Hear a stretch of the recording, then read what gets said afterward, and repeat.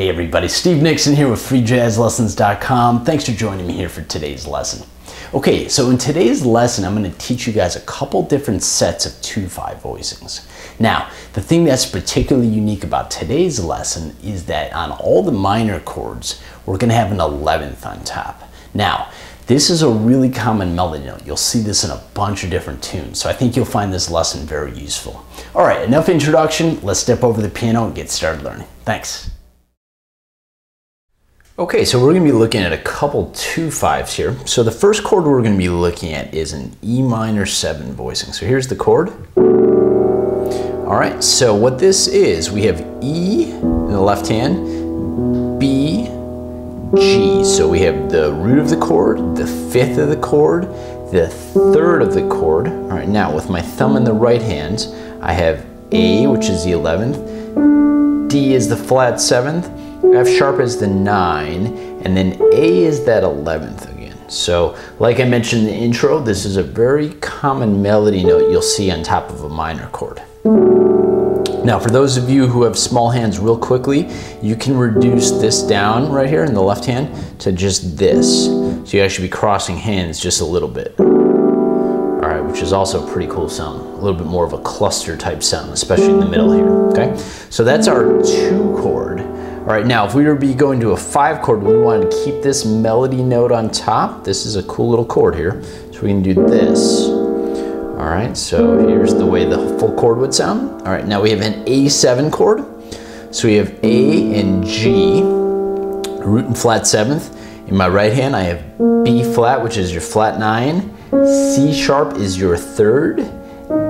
D sharp is your sharp 11, then A is the melody. It's also the root of the chord. Okay, so you'll see that quite a bit in tunes, you know, where they have the 11th for the 2 chord, and then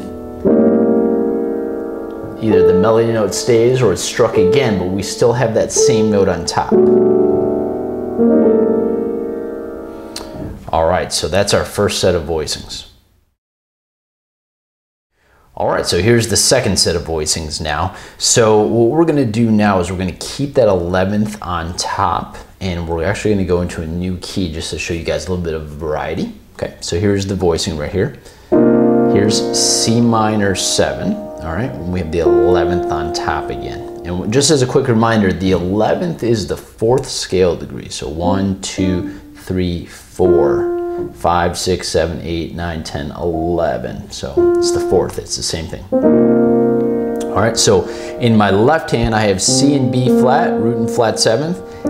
D is your 9, E flat is your flat 3rd, and then F is your 11. So kind of a little clustery sound we have going on here. All right, now we're gonna do the same type of thing again where we keep the same note on top if we're implying a 2 chord, and we're gonna move to this voicing instead. All right, so now this is our F7 voicing. So we have F, E flat, root and flat 7th.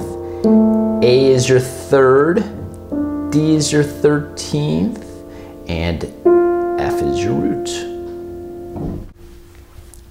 Now let's talk about some very quick practice tips. So what I would suggest you do is learn these voicings in several keys, try throwing them in some tunes, but also really be paying attention to the different qualities of these chords. So for example, you saw in the first chord right here, I did this, right, for the 11th. Well, what if you wanted a different top note on top for the 5 chord? You could substitute something else in there. So learn them as chord progressions, but also think about them as an individual voicing as well. All right, guys, happy practicing. Hope you enjoyed this lesson, and I'll see you next time. Thanks.